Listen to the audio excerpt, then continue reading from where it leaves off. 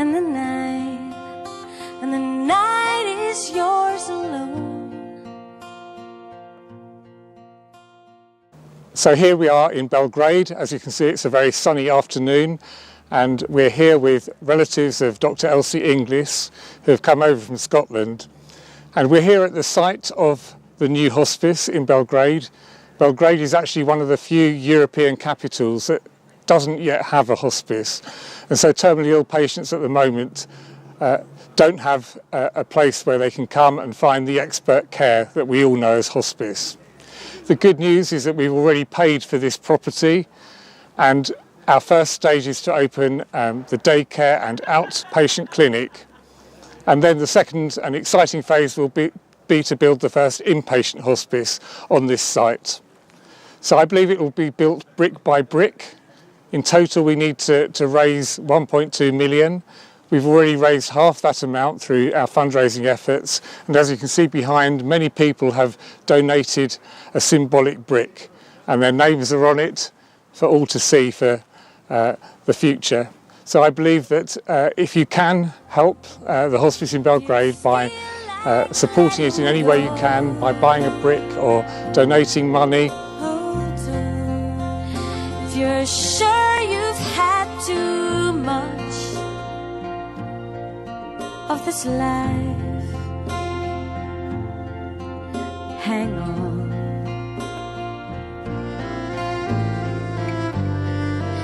'Cause everybody hurts. Sometimes take comfort in your friends. Everybody hurts.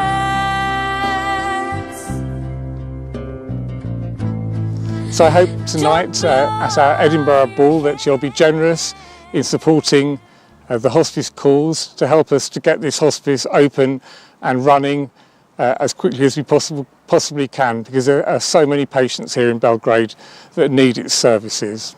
Thank you very much. Okay, yes, I'm Tony Waterston. I'm part of the group. I'm a great nephew of Elsie Inglis. I'm part of the group of 12 people who've come out from Scotland and England to be part of the centenary. And just to recall her history here, she came out she was approached in 1914 by the Serbians as a woman's doctor, as a GP in Edinburgh, and a strong suffragette, member of the suffragette movement, to start up hospitals in Serbia, in parts of the front where it was greatly needed because of many deaths. So in 1915 it was that she came out, just after the beginning of the war, to start up the hospitals. She came by boat from Edinburgh through the Mediterranean to take the cross mountain route, and started up a group of about 7 hospitals in Serbia, together with women doctors, nurses, auxiliaries, porters and assistants of all kinds from all over Scotland, but all women. That was an amazing thing. And this time in September 2017, we're celebrating the centenary. She died in 1917, November actually, sadly on the way back from one of her visits to Serbia. So it's very fitting that we have a connection really with this lovely hospice at this time of Elsie Inglis' centenary. So hold on, hold on, hold on, hold on. Coming to the Bel-Hospice, it's really, I think, fitting that there is an association with Elsie's work. It's something that she would have loved to see, this very caring approach for people who are in great need of care.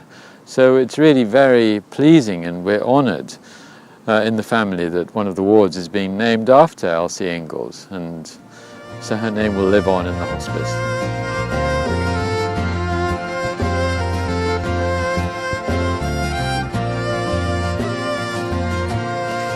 Good evening.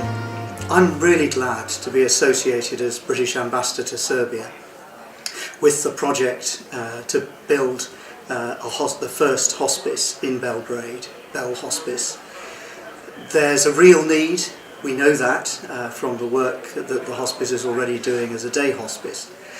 But there's also a real need for an inpatient facility, and that's what we're trying to raise money for at the moment.